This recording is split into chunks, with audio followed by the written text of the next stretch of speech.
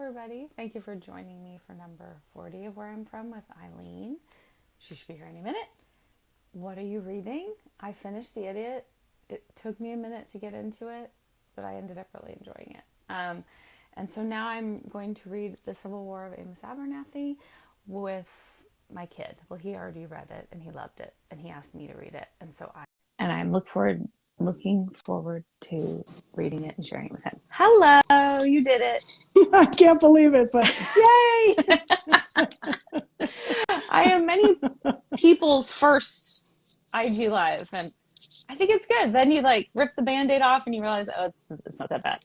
I think it is a really important kind of midwifery you're performing. Thank you. I love that.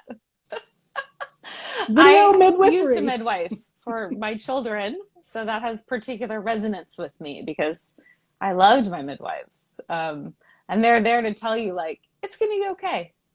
You can do this. So that's a resonant metaphor for me. So thanks. Well, Eileen. and it's also something I feel that you channel. Oh, that's really lovely. Thank you. True. Thank you. This is such a wonderful community you've created. It's so cool. I'm sure it's instructive and helpful for lots of different kinds of participants, but for memoir writers in particular, all the versions some of us generate give us a lot. give us an awful lot to come back to. It's super, super interesting, the process. So thank you. Oh, I'm so grateful you found it to be that way. I think it's they're really endless iterations, and I've thought that myself. I have yet to go back, but if I did it from different ages, my perspective changes, what I choose to include. I mean, even if it was me at 25 looking back on where I'm from, as opposed to me now, and it can be a real. I think it's fun. I enjoy it. Totally fun, and I had heard you talking about that with other people who did this, and I wondered about that. And it wasn't until I started doing it myself that I realized all the possibilities. Yeah. And P.S. I still would love to read yours, and I couldn't find it, so hook me up. I'll send it to you. Yes, it's here. Okay, I think there's something going on with your headset. Is a button hitting your mic? Oh, is it? It sounds like it's going. Maybe. Is that better? Yes. If I hold it out here? Yeah, because every once in a while it'll go, and I just know from experience because I used to try to wear nice earrings and then I just gave up. Well, no one can see them. These are my earrings. Well, yeah.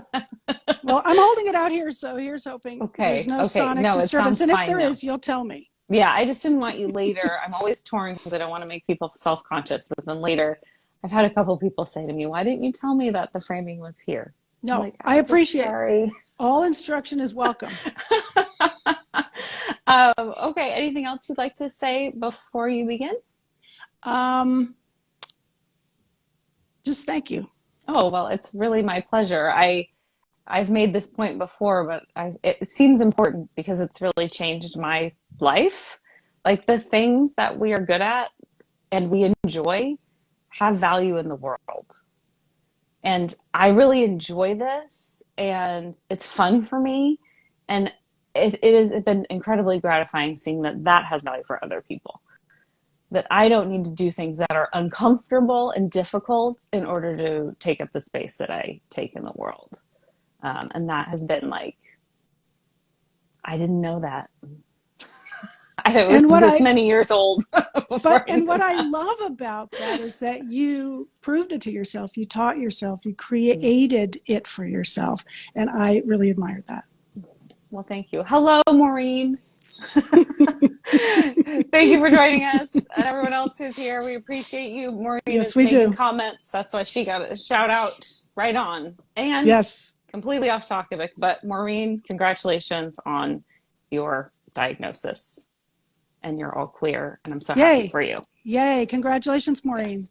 It's great news. Yeah. So since you were here before and you shared about that, I just wanted to say, and I have said it on social media, but I want to say it here, it made my heart feel good. So congrats.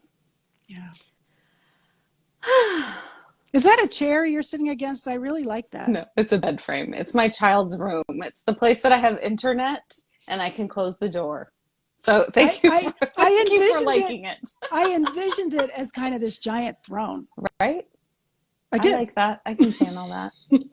It's a bed. The other place that I zoom from is in front of a door, and it's real sad. Someone asked me like, "Oh, are you in a closet?"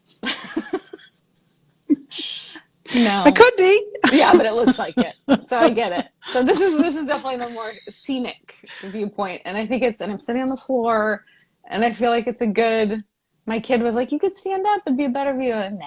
No, you got to sit down. Plus the ocean colors behind you, Right? bedding, whatever. Festive. It's all working. Yeah, yeah. It's a skyscape, I think. And Maureen also thought it was a huge chair. I like it. I love that it seems like a huge chair. This is what we want for you. I love that. I'm not really spacing my house for a chair of this size, but I like it. I love it, in fact. So I do too. Okay. All right, I'm ready. I'm so excited to hear this version. Thank you for your patience on all the versions. And you're welcome for all the versions I didn't send you. I did have to tell someone once, you don't need to send me everyone. You can just send me the last one. My approval process is, this is great. So I don't really need to see it. I'm not going to edit it or anything. So just send it to me when you're ready. Yes. You know? Well, I appreciated that. I appreciated hearing other people talk about that. So it's all good. Newspapers, if you've ever worked at newspapers, you know you can keep going until the whistle blows and you've got to send it. So right. That's kind I have not, but I went to Northwestern and many of my peers went to Medill School of Journalism. So I know a lot of journalists. It's really interesting how a deadline can clarify your thinking. Yeah, it can for sure. I agree. Sometimes you just have to make my brain, I can trick it into saying, okay, I have this deadline, and it does help. And it does help to have someone read it, even though all I'm doing is saying it's wonderful. That's a really important part of writing. Yeah. Yeah. It's nice as a person who came at this from screenwriting, it's nice to share your writing with people and not just have it languish. Much better to share it. Yeah. It's a much better kind of conversation we get to have.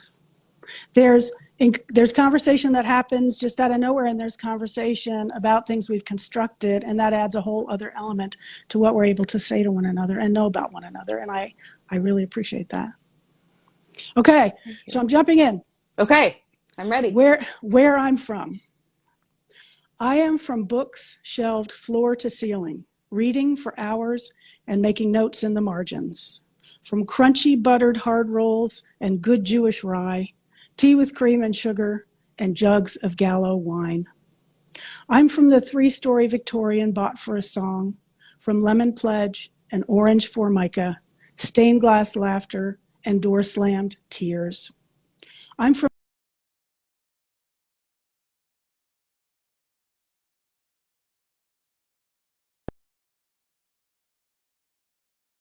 and I love you more. From hand-me-downs and kitchen sink perms, from Daddy didn't mean what he said, and Mommy's in the hospital again. I'm from blue chlorine summers and icy snow fort winters, from Mozart and Motown, ballads and the Beatles. I'm from DA and Eileen, typewriters and syllabi, leather missiles and rosaries, from know-it-alls and bleeding hearts, dreaming of one life while living another. I'm from crisp Holy Communion dresses and fish sticks on Fridays, from Queens and Manhattan and a string of Hudson River towns, from Connellys and Reeds, Carneys and Carews. I'm from Lucky Stones and pocketbooks and wishbones on windowsills, from the legs my mother can't trust and the stack my father blows and blows and blows. I'm from tin boxes of studio portraits and snapshots from Ireland, from pictures of my parents as babies and teens, and the one and only photograph of my family all together on Prince Edward Island in 1964. I'm from the 8-year-old in pigtails with a brother who's 6, from sisters who are 2 and 10 and 11 and 12. I'm from the smiling dad who orchestrated our only vacation, and the mom who, years later, made sure we each had a copy to remember where we're from. Beautiful. Thank you. So many things. First of all, my thing went away and I came back. So when you rewatch this, maybe I disappear for a minute. That's why my thing like turned off and turned back on. I was like, what is going on? So I missed a couple lines, but I have read it. But there's so much here as a person who is from a larger family and I think has one picture of us all together. So all of that really resonated for me. And I have many Irish Catholic relatives and Fish on Friday, like all of these things. And it's amazing how many people lemon pledge. That is a recurring theme. Someone can write a poem about lemon pledge. Because it is such a, and I haven't smelled it in a long time. And I was like, I think someone on here said, should I go get like a can and spray it? Like, what kind of time travel power would it have? Does it still exist? It must still exist. But it's so does. Like, now we clean with like earth-friendly products and, all that we don't clean with that. But I bet you they make it in a different container because wasn't it the chlorofluorocarbon version it was, that we all had? Yes, which was part of the yellow reason I liked using it. This is why I liked helping with that chore. Would you like me to do the table? Just so much. That's enough. And it's like writing too, because there's the dust, there's the pledge, there's the cloth, there's clean. It's like revision. It's like magic. Yeah. And I love to, for me, how the poem opens, of course, has a special resonance for me because you had sent a picture of you in front of one of these bookcases, which if I could fit it in the graphic, I would have, but it doesn't really work. But for people watching, Eileen has a picture of her. Your repose is very impressive in the picture in front of this like enormous bookcase, which I always longed for. There were we had like the encyclopedias and a Bible. I think that was our bookcase. So that was one corner of a giant living room that every single wall was covered with bookshelves. And I had just flopped into the chair from the way I look. Like I hadn't been reading. I've got a coat behind me. So I think I just sort of plopped into the chair and was probably telling some story. But I was happy to find that even though it was blurry because there's the bookshelves and you can see the top of the staircase and a hint of that house. Great photo. It looks staged, to be honest. Like it looks like a picture that someone would be like, okay, now get in the chair in front of the book. It's very nice. And I loved it. And I agree. I don't know Eileen as well as you do, Nicole, but I thought it was a beautiful poem as well and perfectly her. Thank you. You had said in the email that so many pictures are blurry. So many pictures are blurry. We didn't know what we were doing. Many people they didn't have automatics. So they had to like do the f-stop and figure all that out. And but may I say your picture as a kid, thank you, with the bow in your hair. I know it's a fancy. I know. Very well composed. And your face. I mean, that kid knowingness that's in your face in that picture is pretty priceless. That's that's what I love about it. I was a very, mature child. So I think that captures that very well. That might have been my uncle. One of my uncles was like one of those men who would show you many slides of things you didn't care about. He may have taken that photo. He did take some like nice photos of me. Many, many more of inanimate objects that people would be like, oh God, no, not a slideshow. But he or my brother had a moment where he was a bit of an amateur photographer and he took some really lovely photos of me. And it's funny because then there'll be like a year with no photos, because that's how it was then. It's like, burst of photos because someone who liked taking pictures was around. Yeah. No photos. Yeah. So I do really, and I'm a person with a very visual memory. So I love, the greatest gift anyone can give me is to send me a picture of me that I have never seen. Yes. Especially from college. Anytime. when I was at community college, we worked really hard to create a publication center. And I was the editor of the literary magazine and the newspaper editor and then the yearbook editor. We all got together and we got a place. And so one of the guys who was my friends was a photographer. And he has sent me a couple pictures over the years. And I'm like, wow, I never saw that, but I'm glad to have it. Oh, I love it. Because I'm generally the photographer in any situation. Same. So I'm always like, oh, someone else took a picture. You know, not just the other angle of a group photo, but like an actual photo of me doing something. Well, somebody saw you. This is why I like to take pictures. I love through my eyes when I'm taking pictures because I you know, those moments when you're just living life and something is so sweet and joyful and you just like go, wow, I'm going to cry.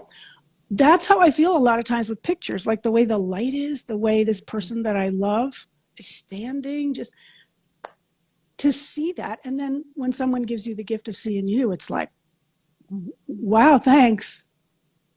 That's really beautifully put. Yeah. That's why I like selfies. I know. I take them. Not like many. I'm not one of those people who can take like 20. I'm too self-conscious, but I can take 2.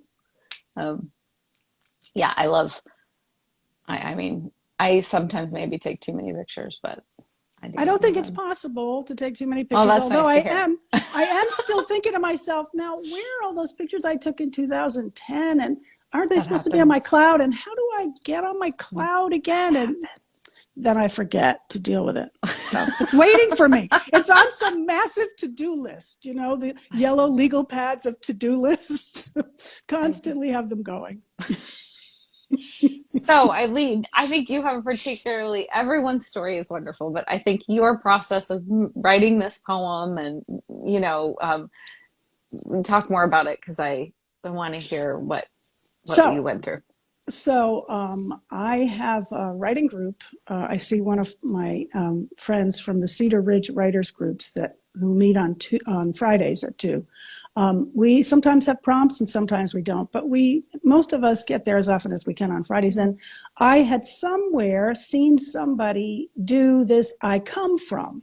And I thought, oh, I like that. I'm going to use this prompt, then I'll have something to read today. So I did I come from, and it was way more historically oriented. It was way more my Irish relatives and Irish need not apply and stony survival and the famine and all of that. And it was good.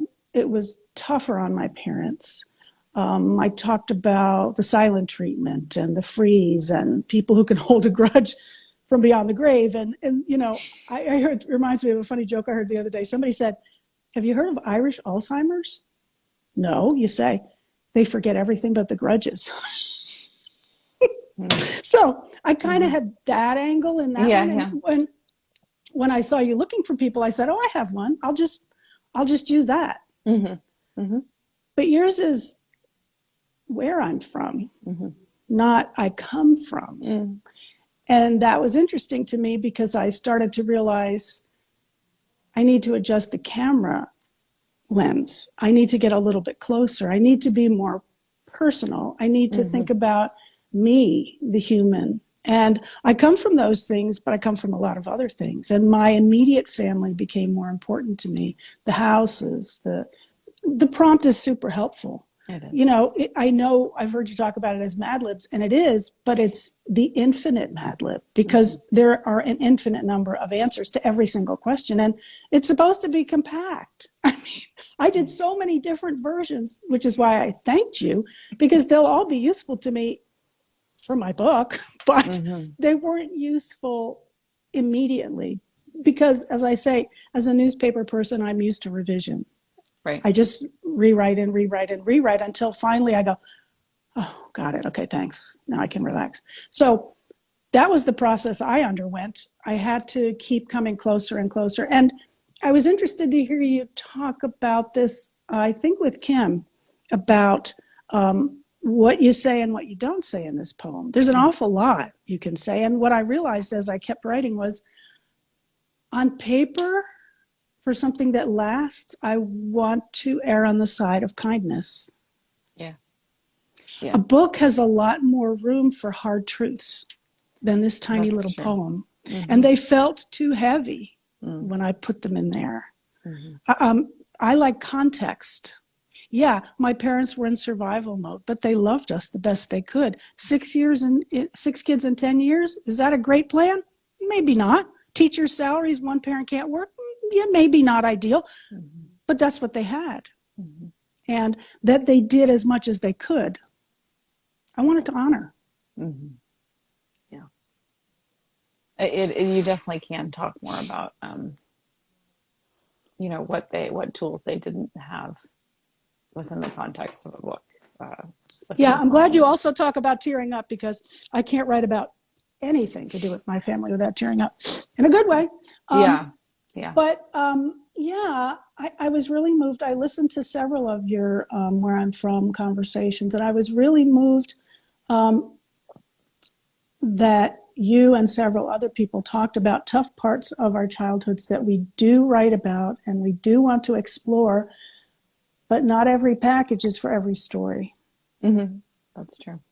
And I think that's an important point too when people ask about memoir, because some people are like, oh, well, you have one memoir you write and you're done. It's like, no, you could write many more, because I think of that very concept. Each book is a different package, and finding the right one for the story you want to tell and what you want to talk about right now, I think, is a huge part of the process. At least it's a huge part of mine, finding the unifying idea or concept of the story you're trying to tell. Because it's not just like, well, then this happened and this happened. That's not, those aren't the books I like to read. And that's not actually how my brain works. It's very difficult for me to even sort of tell a story, even orally, in this happened, this. It's like, this happened, but this made me think of this, and that, and I love that about the poem too. There's plenty of space for that sort of associative thinking, which for me is how memory works. Yep. It's all over the place. And because you called it a poem, I felt perfectly comfortable shorthanding things. Like I was pretty happy when I thought, oh yeah, typewriters and syllabi. You can figure that out. Rosaries and leather missiles. You can figure that out. I don't have to say more, Yeah. Thinking about memoir as a slice of things. Do you listen to the podcast Cordy with Marion Roach Smith? I do not listen to a lot of podcasts. Well, she's wonderful. She's super, super wonderful, and it's about memoirs. She wrote the Memoir Project, and she used to work at the New York Times, and she's a great interviewer. And she was talking the other day about Carolyn Knapp, who's a wonderful writer. Have you read her? I think so. Yes. Drinking, a love story, and then the one about her dogs, Pack of Two. Yeah, and then maybe there's story. Marion says she hands that book out to students often to think about. Watch how many different books Carolyn did from a different point of view, from a different lens. And I was glad to be reminded. I want to go back and read that book again because she's so good. Well, and those are the books that resonate the most with me, that have a very specific, I like form. I'm a fan of it. I think because I've worked in so many different forms, I appreciate in my reading and in my writing kind of going on a ride, and that I trust the writer that they're going to get me where they say they're going to take me, and sort of giving up like full control, like, here we go. I don't know where we're going exactly, but I believe this is going to be satisfying and gratifying. And so I think a lot of that goes with form and structure. You and Janine had a great conversation about Constraint. I love listening to Janine about Constraint, and she's a wonderful teacher too. And that is so interesting when you give yourself a certain shape to work within what you find. That's why I like timed prompts. Somebody say 5 minutes, go, because I love to outrace my critic who's very healthy. Yeah, and it's amazing oftentimes what you can do in 5 or 10 minutes. Because astonishing. I take part in these symposiums that Janine is the writer in residence, and so we'll always do writing in there, and it's usually 5 to 10 minutes. And then many times people will share, most of the people will share. And it's just, that's where this whole thing came from, was that symposium. We did this poem in it, and I didn't get to writing it because I just talked to Amy Rogers all the time. And because she's that way, you just want to talk to her. And I listened to everyone's poems and felt like, oh wow, this is as important to me as writing a poem. Listening to all of these voices. And that's how I feel when I do these, and every time we're in that workshop and people share their writing. And last time, I don't remember who it was. They were like, okay, it's not perfect, but I'm just going to share mine. And then so I was able to share it. Janine's like, it doesn't have to be perfect, but how we all internalize, and how oftentimes we think other people's are really. Oh, I can't hear you. What happened? Oh, you're back. Someone called me. Oh, someone called me. Even though I have it on silent, it somehow went through. Somehow. So, yes. So, and this is related. Listening to all of these poems and speaking to all of you, it's been so validating that each of us have a story to tell, and it's helped me believe that about myself. And so it's doing so much work for me on so many levels. And so I'm real grateful. That's win, win, win. Mm-hmm. That's fantastic. Because it really, I don't know who coined the term narrative medicine, but I really love it. Yeah, and I know it has lots of different meanings. Like I know that Robert Coles wrote a book several years ago that I was obsessed with, talking about how teaching medical students to understand the stories of the people they're interacting with instead of the symptoms. That's one way. But then telling your story feels like narrative medicine. Yep. And there's just so many different ways to think about it that I love that phrase, and I loved hearing y'all talk about that. Oh, it's funny because she put a call out on like Facebook or something, and I didn't even know Janine at that time. I was just Facebook friends with her, like I am with so many other writers. And I was like, oh, I'm into this. Like, I didn't even know what it was, but I have always been interested in our lives and how they interact with medicine. And I've been acutely aware of my privilege and that I get different care than other people, especially because my father was a medical malpractice defense attorney. So not only was I white and privileged, but I had a father who was defending doctors. So I would go into a space and get different treatment. And I had a situation where I was diagnosed with skin cancer at 11. And the dermatologist kept sending it out to different pathologists just because he didn't believe that I would have that diagnosis at that age. And eventually, like the 5th pathologist said, no, it's not melanoma. I don't know if I would have ever gotten that care under almost any other circumstances. And I didn't have radiation. I didn't have chemo. I didn't have to go through any of that. I just had it surgically removed. So it's something that's really followed me around. So I have loved this opportunity to interact with healthcare professionals and writers, and to just, like you say, narrative medicine. It is medicine to tell our stories, and it reframes me when I see practitioners. They need to know my story, not my symptoms. And it's empowering to think of it that way. Yep. And knowing how to tell it in a way that's succinct enough to be helpful, because I grew up in a family of digressions, and digressions can be comic relief, and digressions can be encyclopedic. But digressions are kind of the way my brain works. And so that's not always helpful when you're talking to the doctor. My husband is great. Sometimes I got COVID in 21 and I had double pneumonia after that, and I had to be in the hospital, whatever. But it's all fine. I'm fine. But he knows me so well that on the way into either a doctor or even like the ER, he'll just go, just the cold, just the throat, just because I can back way up. Wow. Like almost like once upon a time. It's not helpful in that situation. So I really appreciate his reminder. Yeah. To learn how to advocate for yourself succinctly. To say it small. Yeah. To include the pertinent details and not all the other. Yeah. It's important. And it's also, of course, when you're feeling your most vulnerable and raw, and like you just want someone to take care of you. Yeah. and you have to take care of yourself, and it's hard. So anything else, Eileen? We're at wrap up time, I think. It's been such a pleasure, and Oh, it really has. I can't thank you enough for this whole project and this opportunity that you give people, and the care that you give people who, you know, it's hard to be vulnerable sometimes, and so the care that you give and the encouragement that you give is super, super helpful. That's a kind of narrative medicine that really is narrative midwifery. So that's really sweet. I gotta write that down, narrative midwifery.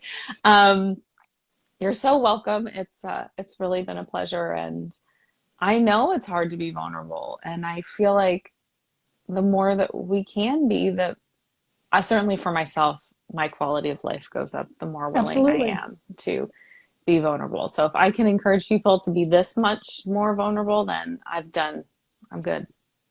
You're good then. I had a good day, week, month, life. So thank you for everything, Eileen. I appreciate everything you've had to say. And obviously your poem and all the pictures. We had a request. I think it was Maureen, or maybe it was someone else, to put your bookcase and tag me, because I'll put it in my story. I will. You know how to do that, right? Story? Or should I put it in my story and I'll tag you? Let's do it both and see what happens. I don't know. That's right. Cover all the bases. Let's cover all the bases. And the last thing I wanted to say was, Allison, it's nice to meet you in person, even though the medium is not face to face. It feels face to face. I agree. I feel like I'm FaceTiming you. People. No, it's very different from just commenting. You know, like, I mean, it's a different interaction because we're focused on each other and we're present. And I love it because, like I said, you know, you're friends with all these people, and it's like, who are they? So now I know who you are beyond your little icon. I look forward to our next conversation in whatever medium. Me too. Okay. Thank you. Have a wonderful day. You too. Bye.